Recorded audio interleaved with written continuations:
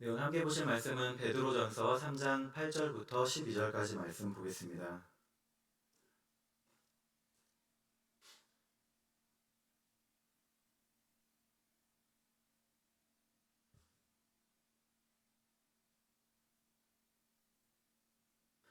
베드로전서 3장 8절부터 12절까지 우리 번갈아 가면서 읽겠습니다.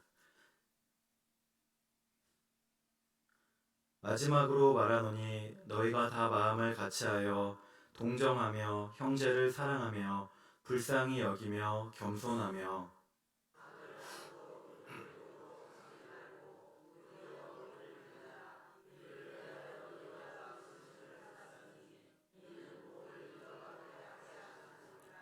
그러므로 생명을 사랑하고 좋은 날 보기를 원하는 자는 혀를 금하여 악한 말을 그치며 그 입술로 거짓을 말하지 말고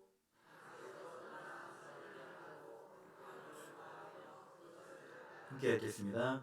주의 눈은 의인을 향하시고 그의 귀는 의인의 간구에 기울이시되 주의 얼굴은 악행하는 자들을 대하시느니라 하였느니라. 아멘. 네, 오늘은 마음을 같이하여라는 제목으로 우리 말씀 나누겠습니다.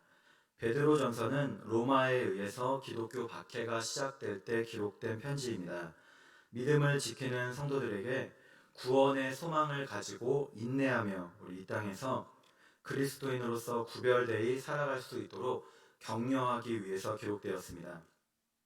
역사를 보면은 AD 64년경에 로마시에 큰 화재가 발생했습니다. 도시의 많은 곳이 불에 타고 파괴되고 인명 피해도 많았습니다. 그런데 시민들 사이에서는 네로 황제가 직접 불을 질렀다는 소문이 났습니다.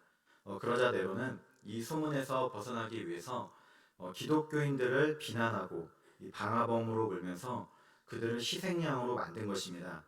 이때 로마가 기독교인들을 잡아서 처형한 것이 기록되어 있습니다. 1세기 로마의 역사를 기록한 이 타키투스는 야수의 모피를 뒤집어 쓴 채 개에게 물려 찢어 죽게 하거나 또 십자가의 높이 붙잡아 맨 채 불에 타기 쉽게 만들어서 해가 지고 나면 불을 붙여 야간에 등불로 대신 불태웠다고 기록합니다. 이런 상황에서 베드로는 가만히 있을 수가 없었습니다. 그는 직접 로마에 가서 이런 것을 보면서 앞으로 로마 제국 전체에 이러한 박해가 번져나갈 것을 알게 되었습니다. 그리고는 성도들이 박해 가운데서도 인내를 갖고 소망 가운데 믿음을 지킬 것을 격려하고자 이 편지를 쓴 것입니다. 그래서 베드로 전서를 소망의 서신, 위로의 서신이라고 불리기도 합니다. 지금 우리가 사는 사회도 각박하고 살기가 힘들어서 위로와 소망, 격려를 우리가 갈구합니다. 그런데 우리 믿는 사람들은 세상 안에서의 위로에 만족할 것이 아니라 하나님이 주신 우리 소망 대신 예수님을 붙들고 살아야 되겠습니다.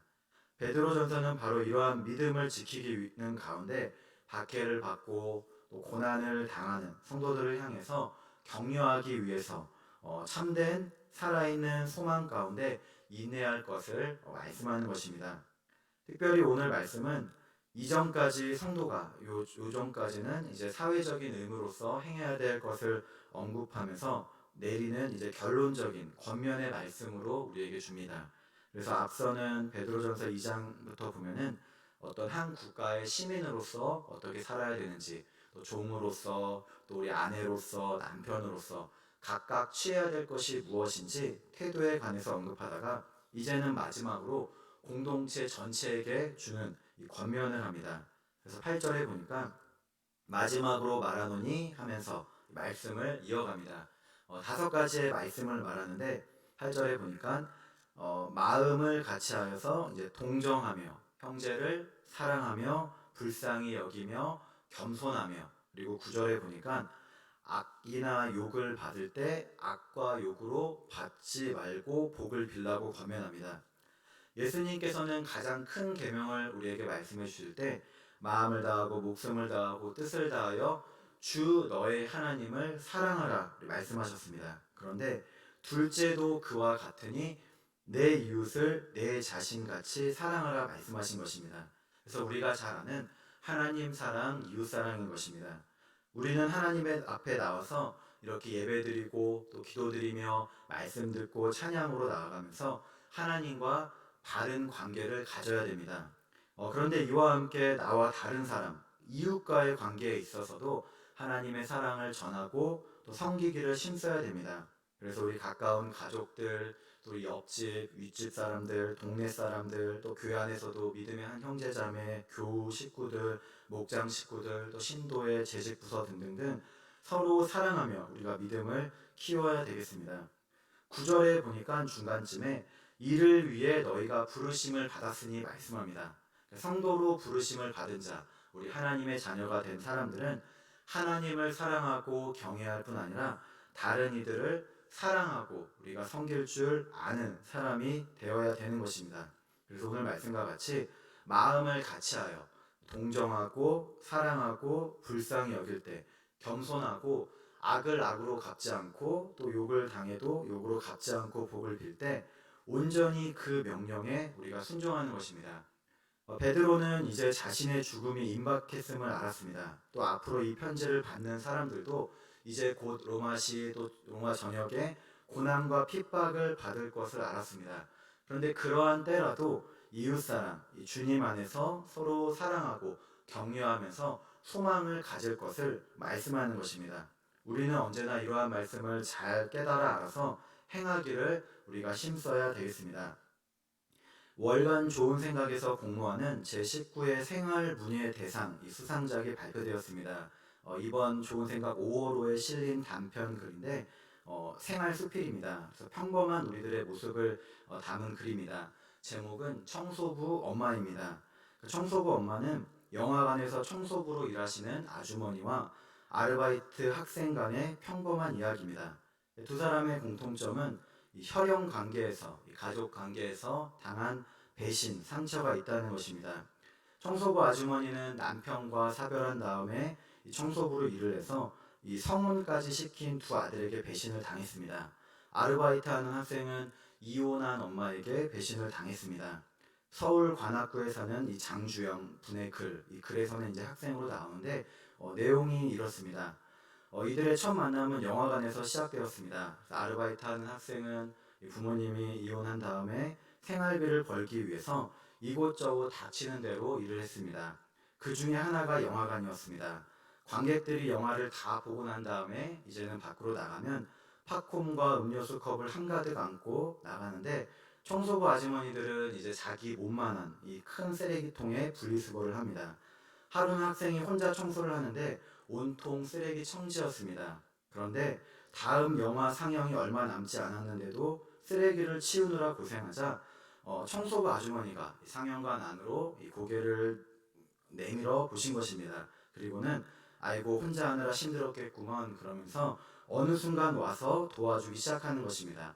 허겁지겁 청소를 끝내자 이 아주머니는 어여 가봐 학생은 카운터도 봐야 하고 바쁘잖아 라고 말합니다. 감사하다는 말을 전하고는 이제 그 학생은 다시 로비로 뛰어갔습니다. 다음날 아주머니에게 반갑게 인사를 하는데 안색이 좋지 않아 보였습니다. 어디 안 좋으세요? 아유 몸살이 걸렸는지 열이 나고 어지럽네. 그럼 얼른 병원 가셔야죠. 학생이 그렇게 이야기를 하자 아주머니는 퇴근이 2시간밖에 안 남았는데 아깝잖아 그러면서 머리를 짚은 채 컵을 치우는데 그런 아주머니를 보면서 학생은 속이 상한 것입니다.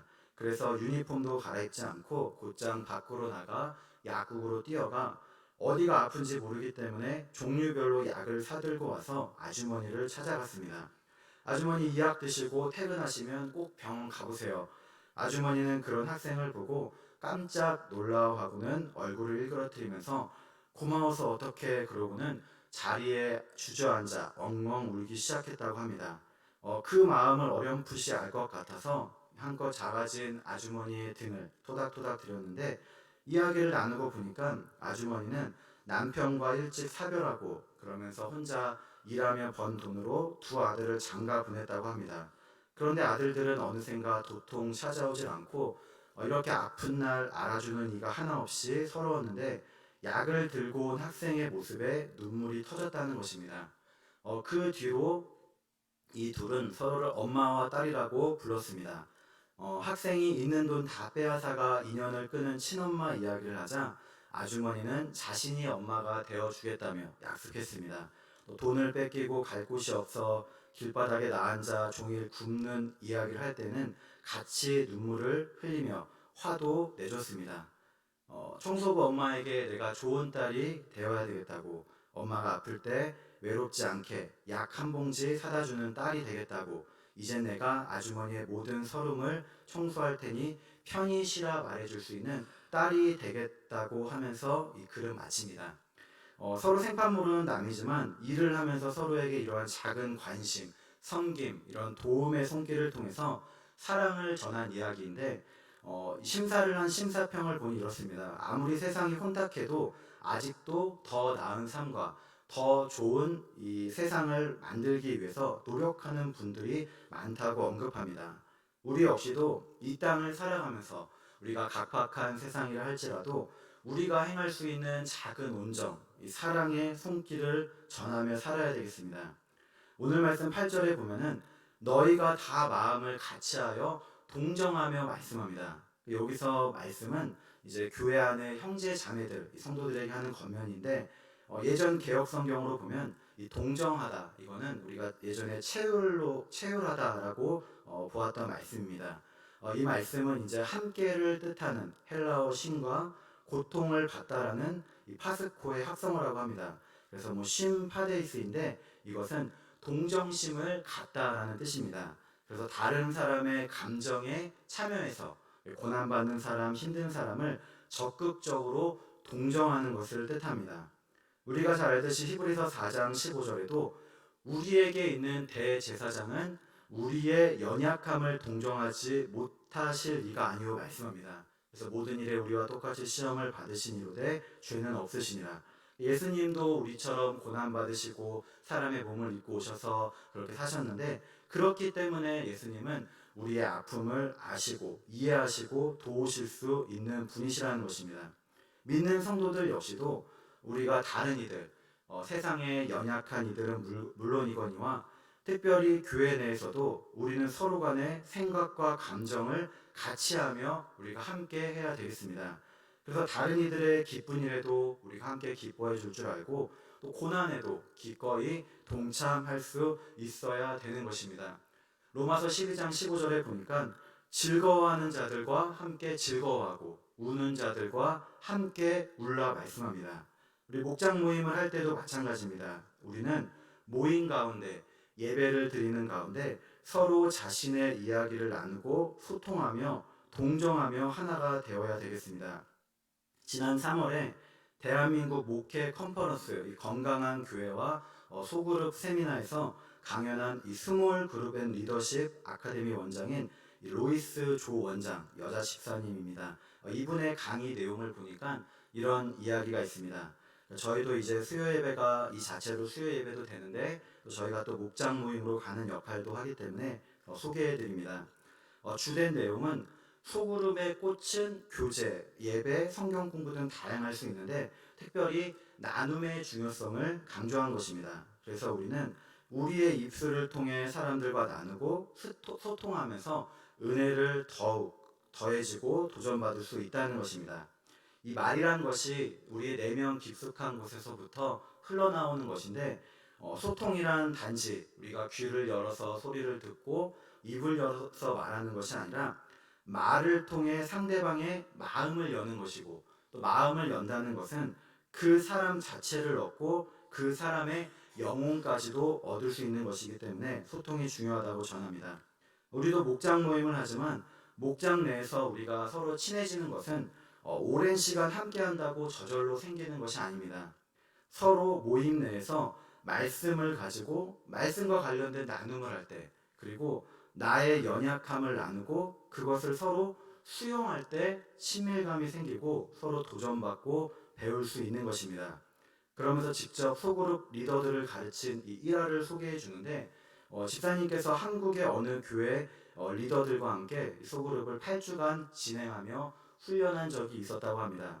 룻기의 말씀을 가지고 실습을 하는데, 근데 그곳에 참여했던 한 권사님은 이제 같이 훈련하는데, 권사님이 이 원장님 집사님께 그다지 호의적인 태도를 보이지 않았다는 것입니다. 예를 들어서 어떤 이야기를 하면은 아무래도 이제 미국에서 오래 살다 보니까 미국 얘기를 하지 않겠습니까? 그럼 그 권사님은 그걸 듣고 저는 뭐 미국에 가본 적이 없어서 잘 공감도 안 되고 뭐 그렇게 방어적인 표현을 하고 나는 당신과 멀고 먼 관계입니다라는 그런 메시지를 계속 보냈다는 것입니다. 그러다 어느 날 룻기 1장 16절에 룻이 어머니께서 가시는 곳에 나도 가고 어머니께서 머무시는 곳에 나도 머물겠나이다. 어머니의 백성이 나의 백성이 되고 어머니의 하나님이 나의 하나님이 되시리니, 이 고백하는 이 사랑의 고백을 하는 부분을 나눴다고 합니다. 그런데 집사님이 이제 그 원장님이 자신의 이야기를 나눈 것입니다. 이제 투그룹 리더로서 가르치면서 원래 자신은 위로 언니가 있고 밑으로는 남동생이 있는 둘째인데 남동생이 태어난 이후에 어머니의 큰 관심을 받지 못했습니다. 그래서 방임되는 순간들이 많았고 또 억울한 일도 많았는데 그때는 이제 힘이 없다 보니까 그런 것에 대해 항변할 수가 없었다는 것입니다. 그러다가 어느 순간 신앙을 갖게 되면서 어머니를 전도해야 되겠다고 생각하니까 이 어머니와의 관계가 깨어질까봐 두려워서 이런 문제를 거론하지 못했습니다. 그러다가 더 성장해서 이제는 우리가 어른이 돼서 성숙하면은 서로 상처를 주고받지 않으면서도 이런 어려운 문제들을 대면하고 소통할 수 있는 그런 능력이 키워지고 나니까 이제는 어머니가 치매에 걸려서 정상적인 대화를 하기가 어려워진 것입니다. 그래서 그때 집사님은 소그룹 모임에서 자신의 어머니, 그러니까 엄마와 자신의 관계를 이야기하고 나누면서, 그러니까 오픈하면서 저는 아무리 친정엄마라고 하더라도 룻과 같은 상황에서 룻과 같은 고백을 하지는 못할 것 같아요 라고 이야기를 했다고 합니다. 그런데 그때 그 집사님께 계속해서 방어적인 태도를 취하던 그 권사님이 눈시울을 빨개지면서 고개를 푹 수그리셨다는 것입니다. 그러면서 그 권사님이 갑자기 자신의 얘기를 꺼내는데 그 권사님도 오늘 마침 친정어머니 집에 갔다가 오는 길이었습니다. 그런데 자신들의 형제들이 많은데 친정어머니는 어릴 때부터 꼭 자신만 불러서 그렇게 집안일을 시키셨다는 것입니다. 이제 자신은 60이 넘었는데 여전히 자신을 불러서 집안 청소, 밥하는 것을 다 시키고 오늘은 김치까지 담아달라고 해서 김치를 잔뜩 담아놓고 왔는데 그것을 다른 형제 주겠다고 바리바리 싸놓고 있는 모습을 보면서 너무 마음이 상한 상태로 이 소그룹 모임에 왔다고 고백한 것입니다. 그러면서 그 권사님은 너무 화가 나고 울고 싶다고 이야기를 했다고 합니다. 그래서 그 이야기를 들은 이 조 원장, 이 집사님은 권사님 그렇게 힘드시면 이제 충분히 하셨으니까 안 하셔도 돼요 말씀드리니까 권사님은 아니에요. 그래도 우리 엄마는 내가 차려주는 밥이랑 김치가 아니면 식사를 안 하세요. 저도 엄마가 차려주는 밥이랑 김치가 먹고 싶어요. 그러면서 눈물을 주르륵 흘렸다는 것입니다. 그랬더니 함께 있던 다른 분들이 이제 같이 그 소그룹 수업을 받던 사람들이 권사님 그렇게 엄마한테 가시는 게 마음이 편하면 계속 가세요. 대신 김치는 내가 만들어줄게. 이렇게 얘기하는 것입니다. 그랬더니 다른 분도 어머나 제가 깍두기 이번에 만들었는데 제가 깍두기 권사님께 좀 나눠줄게요. 그러면서 소그룹의 그 모임 사람들이 너도 나도 반찬과 김치를 만들어 주겠다고 이야기를 하자 그 권사님의 얼굴이 좀 밝아지면서 웃기 시작하고 밝고 화기애애한 분위기로 나눔을 마쳤다고 합니다. 그렇게 마치고 나니까 이제 그 권사님이 이제 그 집사님 그 선생님한테 다가오더니 원장님 이제 곧 떠나실 텐데 제가 원장님께 맛있는 것 좀 대접하고 싶어요. 뭐 드시고 싶으세요? 해서 그분이 이제 떡볶이를 잘하신다는 것을 이제 얘기를 듣고는 떡볶이를 부탁드렸더니 밀떡으로 할까요? 쌀떡으로 할까요? 그래서 저는 밀떡을 좋아합니다. 그랬더니 그 권사님이 어머 저도 그래요. 역시 떡볶이는 밀떡 이러면서 그동안 둘 사이에 있던 장벽이 허물어지고 그 어느 때보다도 친밀함을 서로 함께 느끼게 되었다는 그런 간증입니다. 사람들은 친하지도 않은데 어떻게 내 자신을 나누고 서로 함께 이야기를 오픈하냐고 합니다. 그런데 그것이 아니라 거꾸로라는 것입니다. 친하기 때문에 우리가 나누고 내 이야기를 하고 감정을 공유하는 것이 아니라 내가 먼저 드러내서 오픈하고 나누기 때문에 친해진다는 것입니다. 그래서 우리 같으면은 우리가 목장에서 목자가 얼마나 자신을 그날의 말씀에 맞춰서 모범적으로 내가 먼저 오픈해서 나누고 이야기하느냐에 따라서 이 소그룹 목장 안에 오픈의 수위가 정해지게 되는 것입니다. 물론 우리가 이렇게 서로 나눈 이야기를 그 안에서만 우리가 간직해야지 그걸 가지고 다른 곳에 가서 이야기하고 말하면 안 되겠습니다. 나의 연약함을 나누는 것은 정직한 나눔이지만 내가 아닌 다른 사람의 연약함을 나누는 것은, 다른 곳에 가서 하는 것은 노출인 것입니다. 그러니까 우리도 서로 마음을 열고 나눔으로써 우리가 그것을 오늘 말씀과 같이 마음을 같이하여 동정하며 사랑하며 불쌍히 여기고 겸손할 때 우리 진정으로 주님의 사랑을 나눌 수 있다고 생각합니다. 감정을 나눌 때 서로 간의 생각과 감정을 함께할 때, 그리고 그것을 비판하고 비난하는 것이 아니라 감싸주고 지지해줄 때 더욱 주님 안에서 하나가 될 수 있습니다. 우리 카카오톡 메신저에서도 우리 상대방이 글을 쓰면은 하트, 따봉, 체크, 웃음, 놀람, 슬픈 표시 기능이 있습니다. 제가 보니까 저희 교회는 목사님부터 많이 사용하셔서 많이들 사용하시는 것 같은데, 저는 처음에 이전교회에서 고3 여학생 학생 회장이 아이가 제가 이제 뭘 말해서 전달하면은 답은 안 하고, 그래서 제대로 읽어봤나 하고 메시지를 보았나 하고 다시 대화창을 열어보면 어느 순간 그런 표시를 달아 놓아서 처음 보았던 것 같습니다. 저는 개인적으로 저는 일일이 눌러서 그렇게 표시는 안 하고 꼭 안 해줘도 상관없는데, 그래도 이렇게 하면 서로 간의 목원들 간에 지지해주고 확인해주는 이 표현이 되는 것 같습니다. 지난주에도 보니까 요즘에 우리가 지금 비 오기 전에 송진가루가 많이 날리지 않습니까? 그래서 차에도 많이 달라붙어서 그거 만지기 싫어서 참 좀 그렇긴 하는데, 이 물로 닦아도 오후에 와서 이렇게 물로 한번 헹궈도 집에 갈 때 보면은 또 금방 몇 시간 만에 차에 붙습니다. 인터넷을 찾아보니까 이런 때에는 차에도 안 좋아서 자주 세차도 하고, 또 저도 거기까지는 안 하긴 할 텐데 엔진룸도 이 먼지 털이를 해줘야 된다고 합니다. 그런데 지난번에 이 목사님 차도 현관 앞에 서 있는데 목사님 차에도 송진가루가 붙어 있는데, 어느 순간 보니까 그 차 앞에 이 보닛에 누군가가 거기에도 하트 표시를 크게 해놓은 것을 보았습니다. 아마도 앞에 차가 길다 보니까 이게 어린이는 신장이 안 돼서, 이게 어린이가 했으면 아래쪽을 붙잡고 몸을 쭉 뻗어서 해야 되니까 손자국이나 몸자국이 있어야 되는데 아닌 것 같고, 어른 성도님들 중에서 이제 표시를 하신 것 같은데, 이걸 참 지워야 되나, 아니면 차라리 우리가 예전에 많이 먼지 묻은 차에다가 우리가 쓰듯이 똥차라고 안 쓰는 것이 감사하다 이렇게 놔두고 있는데, 며칠 지나니까 그 큰 하트 밑에 또 작은 하트가 달린 것을 보았습니다. 그래서 차에까지도 하트 표시를 하고 참 우리가 좋은 것 같습니다. 우리가 서로 주 안에서 사랑하고 격려하고 동정하고 불쌍히 여기며 겸손함을 가질 때 진정으로 주님의 사랑을 전하고 증거할 줄 믿습니다. 우리 9절에 보니까 악을 악으로 욕을 욕으로 갚지 말고 도리어 복을 빌라 말씀합니다. 로마서 12장 20절에도 내 원수가 줄이거든 먹이고 목마르거든 마시게 하라. 그리함으로 내가 숯불을 그 머리에 쌓아놓으리라 말씀합니다. 원수를 사랑하라. 어쩌면 우리가 가장 행하지 못할 계명이지 않습니까? 그래도 우리는 이러한 사랑의 마음을 가져야 된다는 것입니다. 미워하지 않는 법이란 유머 예화를 보니 목사님께서 설교 중에 성도들에게 이렇게 물었습니다. 여러분들 중에 미워하는 사람이 하나도 없으신 분 손들어 보세요. 아무도 반응이 없자 다시 물었습니다. 아무도 없습니까? 손들어 주세요. 그때 저 뒤에서 그 교회에서 나이가 많으신 할아버지 중에 한 분 성도님이 손을 드셨습니다. 목사님은 감격스러운 목소리로 할아버님 어떻게 하면 그럴 수 있는지 우리에게 말씀해 주세요 라고 묻자, 나이가 들어서 힘없는 목소리로 할아버지께서 이렇게 말씀하셨다고 합니다. 응, 있었는데 다 죽었어. 마찬가지 이야기로 어느 노부부께서 이제 낱말 맞추기 TV 프로그램 퀴즈쇼에 나갔습니다. 할머니께 이 천생연분이란 낱말을 맞히기 위해서 이제 할아버지가 할머니께 물어봅니다.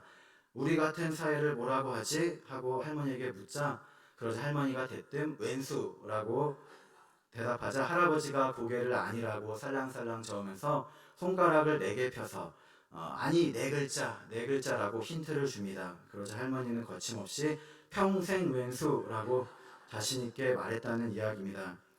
원수가 멀리 있는 것이 아닙니다. 우리 사실 이게 가까이 있는데 이거는 뭐 주석에 있는 것도 아니고 제가 그냥 웃으시라고 드리는 조크로 드리는 말씀인데 성경에 숨은 조크 같은데 오늘 말씀에도 보면 베드로전서 3장 1절부터 7절까지 아내와 남편 이야기를 하고 나서 바로 그 뒤에 뭐라고 합니까? 9절에 악을 악으로 욕을 욕으로 갚지 말라. 또 10절에도 혀를 금하여 악한 말을 그치라 하는데 항상 집에서도 우리 가까이 계시는 분들께 우리가 원수가 아니라 남편, 아내, 가족, 자녀, 부모님들께 좋은 말, 선한 말을 해야지 우리 원수같이 지내서는 안 되겠습니다.